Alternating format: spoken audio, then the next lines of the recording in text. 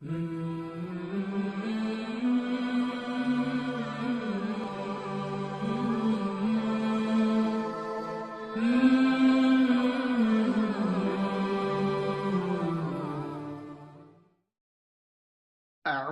بالله من الشيطان الرجيم. بسم الله الرحمن الرحيم. وهو الذي أنشأ جنات معروشات وغير معروشات والنخل والزرع مختلفا أكله والزيتون والرمان متشابها وغير متشابه كلوا من ثمره إذا أثمر وآتوا حقه يوم حصاده ولا تسرفوا إنه لا يحب المسرفين. ومن الأنعام حمولة وفرشا كلوا مما رزقكم الله ولا تتبعوا خطوات الشيطان إنه لكم عدو مبين. 8 أزواج من الضأن 2 ومن المعز 2 قل الذكرين حرم أم الأنثيين أما اشتملت عليه أرحام الأنثيين نبئوني بعلم إن كنتم صادقين.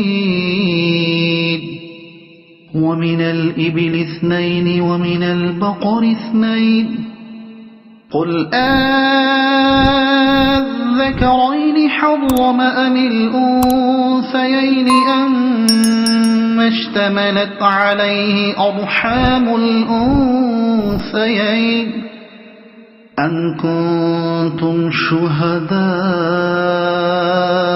إذ وصاكم الله بهذا فمن أظلم ممن افترى على الله كذبا ليضل الناس بغير علم إن الله لا يهدي القوم الظالمين.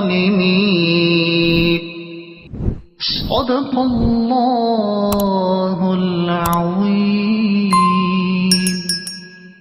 سورہ انعام ترجمہ تفسیر 70واں رکوع.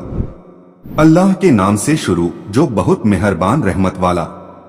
اور وہی ہے جس نے پیدا کیے باغ کچھ زمین پر چھائے ہوئے یعنی ٹٹیٹیوں پر قائم کیے ہوئے انگور وغیرہ قسم کے اور کچھ بے چھائے پھیلے اور کھجور اور کھیتی جس میں رنگ رنگ کے کھانے رنگ اور مزے اور ماترا اور خوشبو میں آپس میں مختلف اور زیتون اور انار کسی بات میں ملتے جیسے کہ رنگ میں یا پتوں میں اور کسی میں الگ جیسے مزے اور اثر میں.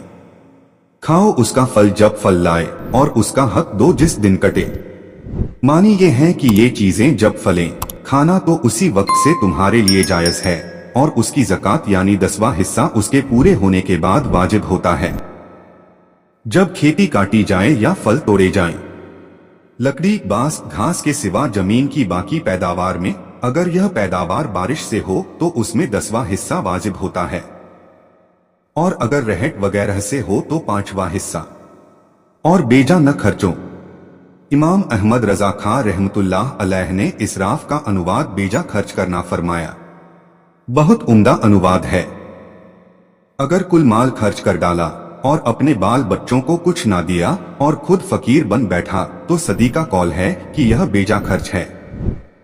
اور اگر صدقہ دینے ہی سے ہاتھ روک لیا تو یہ بیجا ہے جیسا کہ سعید بن مسیب رضی اللہ عنہ نے فرمایا. सुफियान का कौल है कि अल्लाह की इताअत के सिवा और काम में जो माल खर्च किया जाए वह कम भी हो तो बेजा खर्च है। जहरी का कौल है कि इसके मानी ये हैं कि बुराई में खर्च न करो। मुजाहिद ने कहा कि अल्लाह के हक में कमी करना बेजा खर्च है।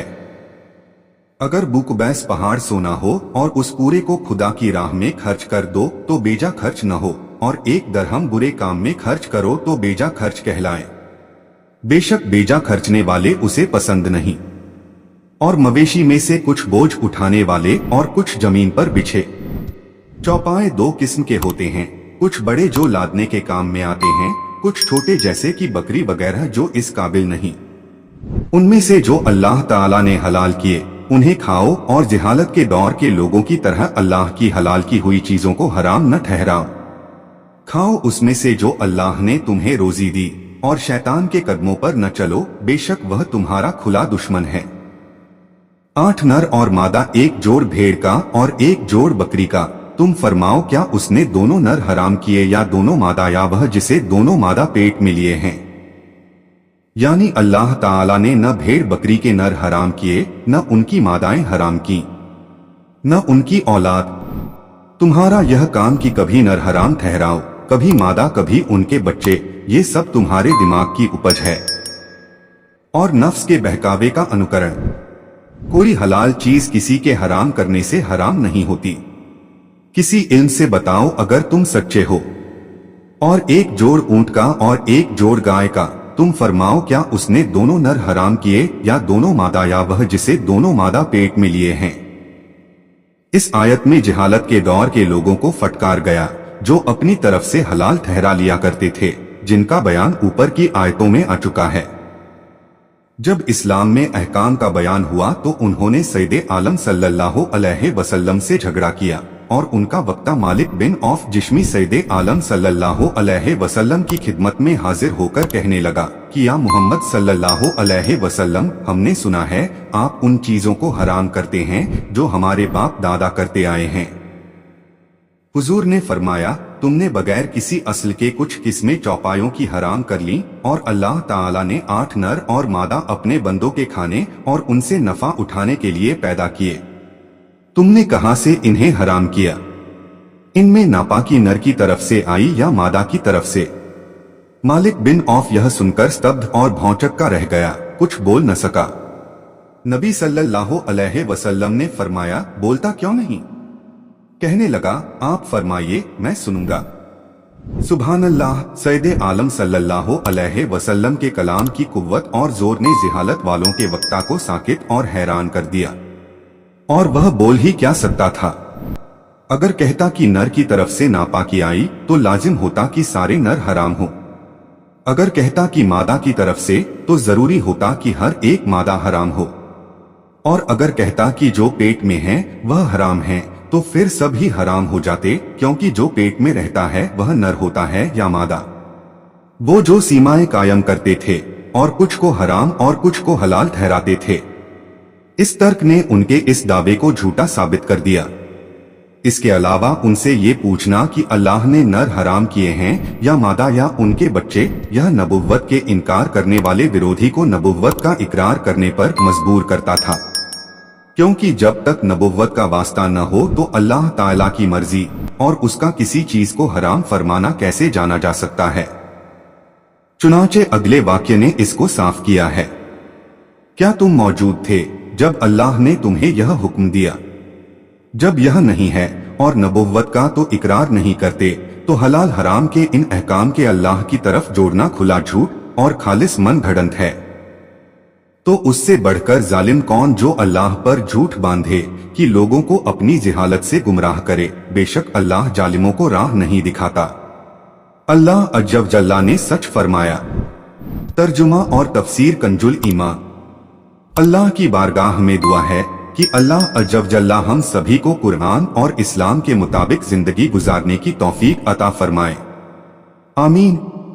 और कोशिश कीजिएगा कुरान शरीफ को समझने की। वीडियो को सवाब की नियत से आगे शेयर करें ताकि कयामत तक सदकाए जारिया का सवाब आपको भी मिलता रहे और ये आपके और मेरे हम सभी के नजात का जरिया बने। कुरान शरीफ की और ज्यादा मालूमात के लिए हमारे चैनल नसीम वॉइस सरखेज को सब्सक्राइब जरूर करें। इंशा अल्लाह मिलते हैं अगले वीडियो में। अल्लाह हाफिज।